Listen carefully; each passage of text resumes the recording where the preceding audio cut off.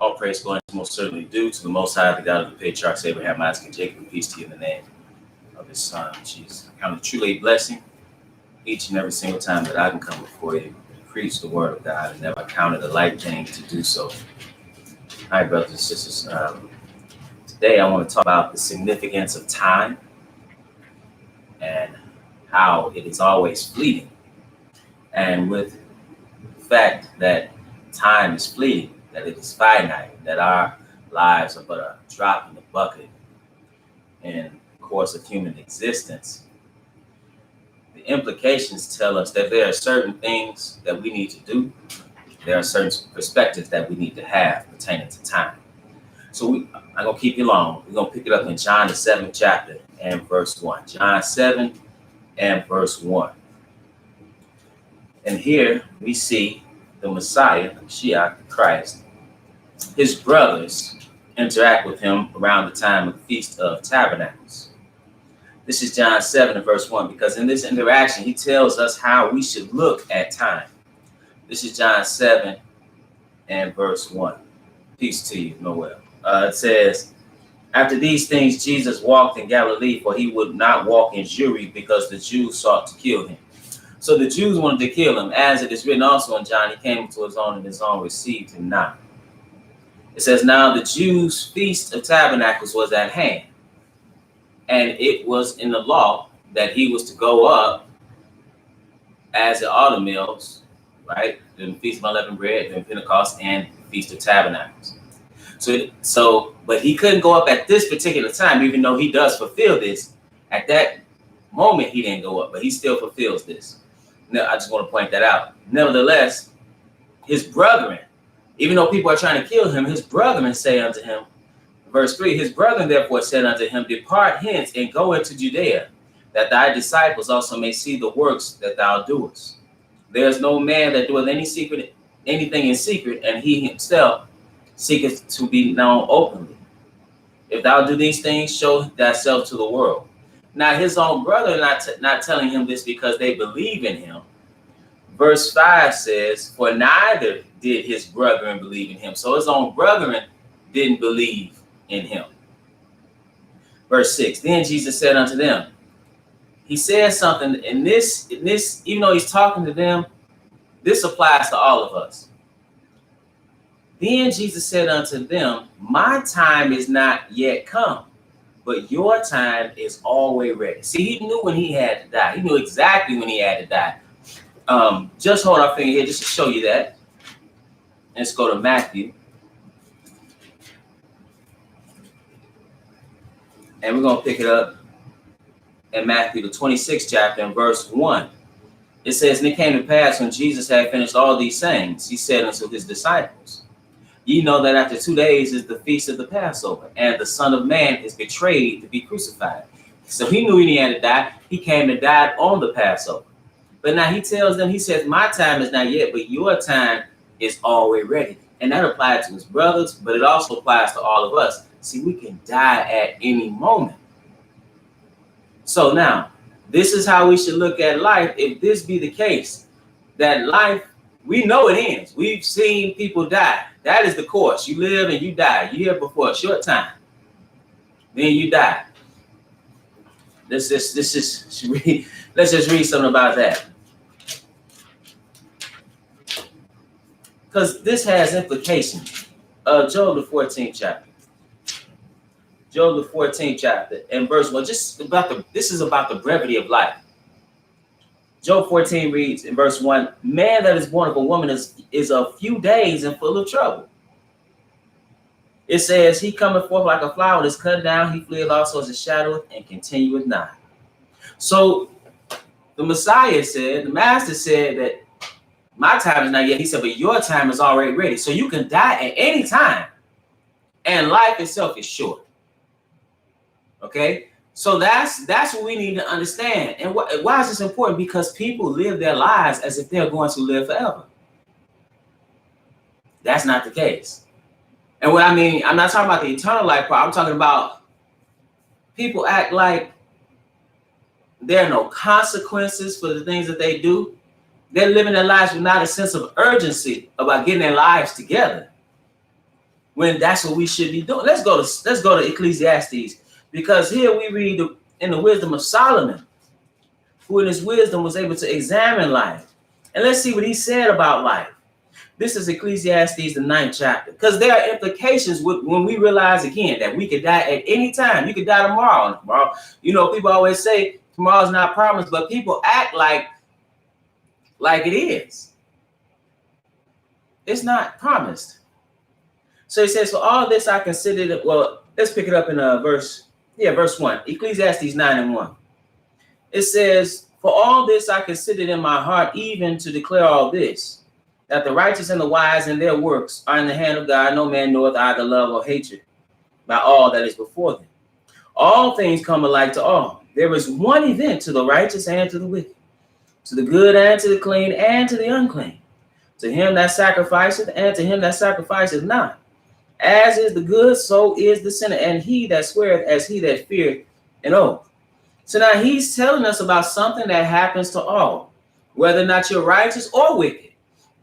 Verse 3, this is an evil among all things that are done under the sun, that there is one event unto all. Yea, also the heart of the Son of Men is full of evil, and madness is in their heart while they live, and after that they go to the dead. See, this is the course of life. He said, man, even when you read in Genesis, what does it say in Genesis, the 6th chapter, about the mindset of men? Let's go read it. Genesis, the 6th chapter.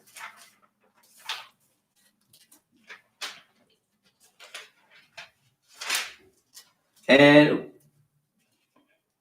Genesis 6, because here Moses tells us what the Lord said about this man. He said in verse 5, Genesis 6:5, and God saw that the wickedness of man was great in the earth, and that every imagination of the thoughts of his heart was only evil continually. That's the mindset of man. So he said, so this is the mindset of man. And then he tells you, he says, for to him that is, in verse 4, back in Ecclesiastes 9, in verse 4, he says, to him that is joined to all the living, there is hope, for a living dog is better than a dead lion. See, it's over when you dead. And I'm not talking about, I'm not insinuating that there or suggesting that there's not a resurrection. What I'm saying is it's over for this part. In other words, there's nothing you can do to change whatever you've done or failed to do. It says, for the living know that they shall die, but the dead know not anything. Neither have they any more reward, for the memory of them is forgotten. See, it's all over at that point. Also, their love and their hatred and their envy is now perished. Neither have they any more portion forever in anything that is done under the sun. Okay, so death is on the horizon. So what do you need to do? Now he's telling you how to make the best of this life. He says, go that way, eat thy bread with joy, and drink thy wine with a merry heart, for God now accepted thy works. He said something else. He said, let thy garments be always white, and let thy head lack no ointment. In other words, you need to be dealing in righteousness. He said, live joyfully with the wife whom thou lovest all the days of the life of thy vanity. So he's talking how you can make the best of life while you're here. He says, for that is thy portion in this life, and in thy labor which thou takest under the sun. And then he said something. He said, whatsoever thy hand findeth to do, do it with thy might. Do it with everything you have. He said, for there is no work, no device, no knowledge, no wisdom in the grave whither thou goest. He said, because you going to the grave. You're going to the grave. So you have to live this life, but you need to, he also mentioned being righteous. See, again, when you understand that tomorrow's not promised, that should put things into perspective about time and the time that you have on this planet. And if you know death is imminent, then you need to walk in a certain way. You have to live life. Oftentimes people say live life to the fullest, and they take that, and oftentimes they mean do something destructive. Take unnecessary risks for your life. Go skydive. No. But what you should do, you really should develop the gifts that you have within yourself. That's what education, I always talk about this. This is what education should bring forth. It should show you what's buried inside of you. the natural inclinations that you have. It should show you yourself. Because personally, you do have a gift that you have inside of you. And that gift is associated with a purpose, individual purpose. And the tragedy of human existence is that so many of us, we never find out what we're actually supposed to be doing. And we simply die in obscurity. Well, and not fulfilling a purpose that you have, again, and associated with the inclination that you have within you. We have all this diversity in humanity. I was watching something. It was an interview about someone who lived in North Korea, and it talked about how the government told them what they had to wear, it told them what job they had to do, what they had to do. So it's like that's not taken into consideration that what's inside of you. But also, additionally, you can fail to find out what you're supposed to be doing, what your purpose is. See, that comes through self-discovery. And when he's talking, so even when you look at something like this, where he's telling you, whatsoever thy hand finds to do, do it with thy might, because you're going to the grave. So before you go to that grave, though, what is the work you need to do? What is your, again, individual purpose? Now, there is a universal purpose. Again, once you understand that death is imminent. See, people are not walking around like death is imminent. Because if they were, then they would be set on getting their lives right. When I mean right, I mean righteous with the Lord. This is Ecclesiastes, the 12th chapter and verse 1. Ecclesiastes 12 and 1 says, remember now thy creator in the days of thy youth, while the evil days come not, nor the years draw nigh, when thou shalt say, I have no pleasure in them. So he's talking about what you need to do. Peace to you, brother. Peace to you. It's good to see you there. He's telling you what you need to do, or what is ideal in service of God. See, that's for everybody. That's the universal purpose. Well, fine, is you need to be obedient unto the Most High. But he says, remember now thy creator in the days of thy youth. Meaning it's ideal that you would serve God in your youth and know him then. Why? It says before the evil days. What's the evil days? The evil days is talking about when you get old. Let's keep reading. Verse 2. He said, while the sun or the light or the moon or the stars be not darkened, or the clouds return after the rain. In the day when the keepers of the house shall tremble. That's talking about your hands. That's what happens. You've seen perhaps older people where their hands tremble. And people look at that and say, man, look at that. Not realizing that's going to be you. That's going to be you in a short time. And see, what happens is, too, in perspective, the older you get, it seems like the quicker it's going. Because you're younger, you think if you live 10 years, a year is 1/10 of your life. But when you're 50, it's 1/50th. A year is 1/50th of your life. So it's going fast. And the Bible tells you about your lifespan. Adam lived to be 930 years. He died in that day, because the day of the Lord is 1,000 years. Then he cut it down to 120. Then he talked about how it's 70, basically, for the lifespan. Peace to you, Sister Ruth. Good to see you there. So he's telling you here that it is, in his wisdom, it is best for you to serve God while you are young, before those evil days come. Because once you start, even, it's unfortunate, you even see with older people, they still, and a lot of times they set in their ways, they don't realize you on your way to the grave just like that. You think you might want to get your life together? You think you might want to find out who God is before you die? They don't think like that. Many of them don't. It says, in the day when the keepers of the house shall tremble, and the strong men shall bow themselves, talking about your legs, and the grinders cease because they are few, talking about your teeth that come out of your mouth. It says, and those that look out of the windows be darkened, talking about your eyesight. So you lose your faculties. It said, the door shall be shut in the streets when the sound of the grinding is low. He shall rise up at the voice of the bird, and all the daughters of the music shall be brought low. Talking about your hearing, you lose these things. And what's going to happen at the end of that? Verse 7, then shall the dust return to the earth as it was, and the spirit shall return unto God who gave it. Like he tells you in the beginning, and the Lord God formed man of the dust of the ground and breathed into his nostrils the breath of life, and man became a living soul. The breath of life is the spirit. As Job says, the spirit of God that's in my nostrils. That's that breath. And so you lose that and you return to the dust. So if that is the case, how should we be? He goes on to tell us something, because at the end, that is not the total end. After that, there's something else that we need to take into consideration. See, and we need to understand time. Time is precious. It's more precious than money. It says in verse 13, let us hear the conclusion of the whole matter. Fear God and keep his commandments. Well, this is the whole duty of man. So that's what you're supposed to be doing. Many people come here and they don't understand what they're supposed to be doing in this life. They don't have an idea. What am I supposed to be doing? Well, again, I told you you should be finding out about yourself and finding out about the genius that lies in you and your natural inclinations and what contribution you can have. You need to know thyself, but also that's individual.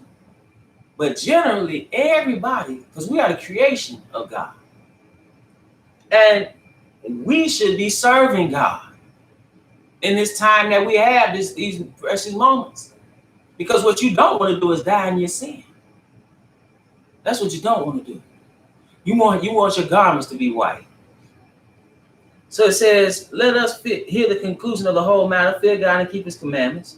For this is the whole duty of man. For God shall bring every work into judgment with every secret thing, whether it be good or whether it be evil.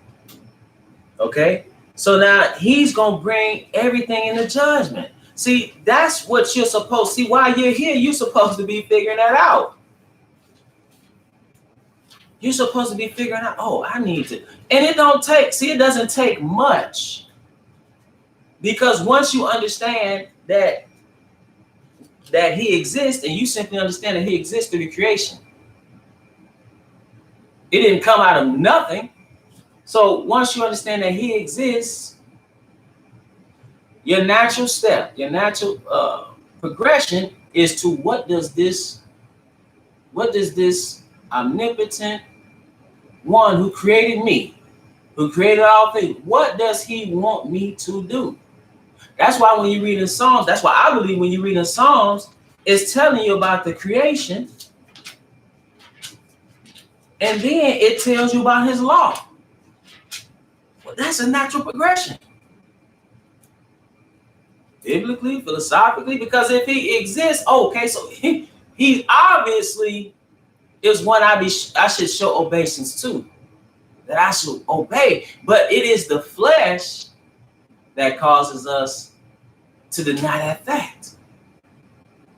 It is the flesh, ultimately, the lust of the flesh that causes atheism. It is the flesh that causes the agnostic not to progress to trying to understand and really be able to understand who God is, because that's submission. It is the flesh that causes the quote unquote religious person who's worshiping falsely to state with all their heart that what they're doing is real, even though they can't prove anything that they're doing, because they have made their own God out of the vain imagination of the mind. Again, the heart is desperately wicked. Who can know it? But he knows it. So now let's pick it up in Daniel, the 12th chapter, because he talked about that judgment. I just want to read this here and understand what's going to happen. This is Daniel, the 12th chapter, and verse 2. It says, and many of them that sleep in the dust of the earth, meaning going back to the dust, but there's going to be a resurrection, shall awake. And this is after the great tribulation. That is after the return of the Messiah, the first resurrection. Then you have 1,000 years later when you read the other text, you understand that. But it says, and many of them that sleep in the dust of the earth shall awake, some to everlasting life and some to shame and everlasting contempt. See, it's one or the other. He's going to bring every work into judgment with every secret thing, whether it be good or whether it be evil. And so your time here on this earth, brothers and sisters, needs to be dedicated to serving the Most High, because what you do in this time, that the time that is finite, that is fleeting, that your time that can end at any moment, you need to be serving God. Again, as he said, Jesus said, my time is not yet, but your time is always ready. You could die tonight, you can die tomorrow, you could die next year. Somebody's on their deathbed right now about to give up the ghost.